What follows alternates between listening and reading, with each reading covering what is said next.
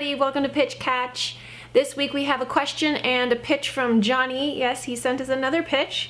The guy's loaded with pitches. So come on everybody, start competing. Let's go. Alright, this one you're gonna love, so I'm just gonna get to it. Alright, here's a question that Andre posed. He asked me to speak in a British accent, so I will do my best. What can you expect to earn as a baby writer? First of all, as a non-union writer, you can expect to earn anywhere between $1 and whatever you can manage to get. Once you're produced, of course, you can command a better price. However, if you are a union writer and you only require 1 credit to become a union writer, you can charge union rates. What is the difference between selling a spec screenplay and getting hired on an open writing assignment?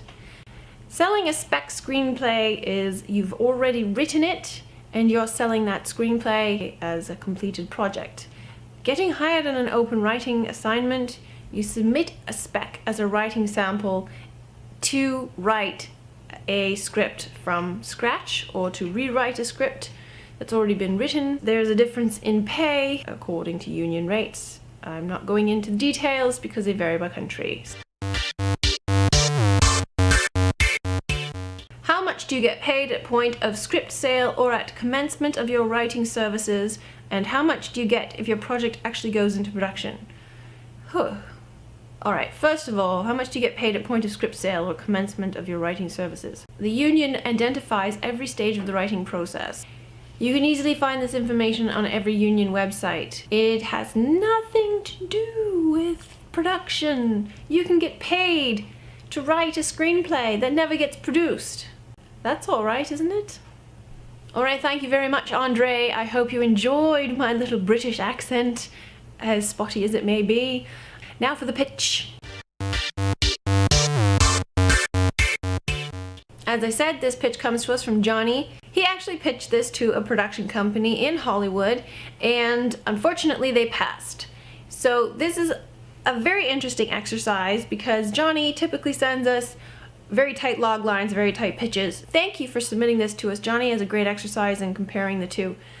Let's get to it. Okay, this one's called Rookies.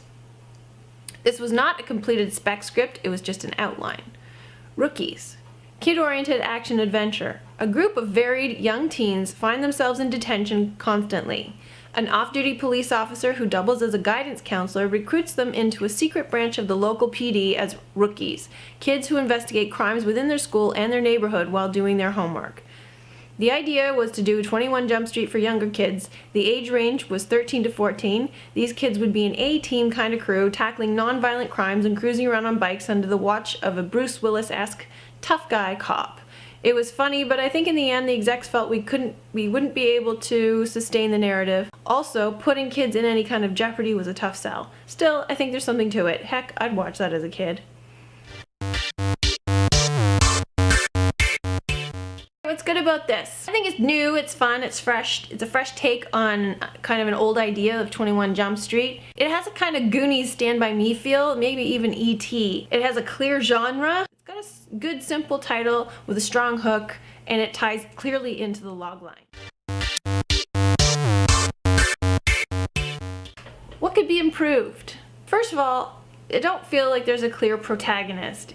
Even though it is about a varied bunch of kids, I kind of feel like maybe there should be one leader and sort of single that guy out and say like Bobby and his merry bunch of friends. Varied is a little bit vague, maybe something more like adventuresome, troublemakers, justice seekers.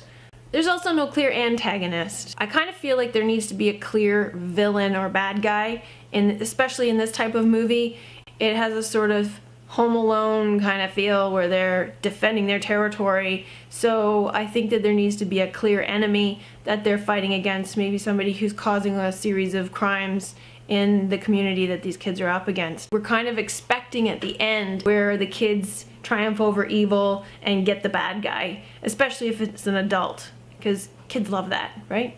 What's at stake for these kids? Why are they doing this? Why do they have to do this? What do they stand to gain if they do this and triumph? What do they stand to lose if they do this and they fail?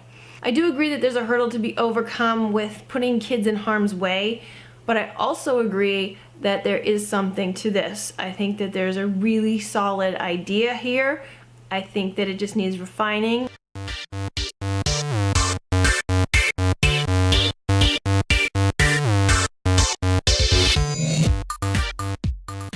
Thank you, Johnny, for submitting your pitch. Thank you, Andre, for submitting your questions and for challenging me in the whole British accent thing. Anyway, I hope you got a laugh out of it. I know I did. All right, thank you for joining me. I'll see you next week. Bye.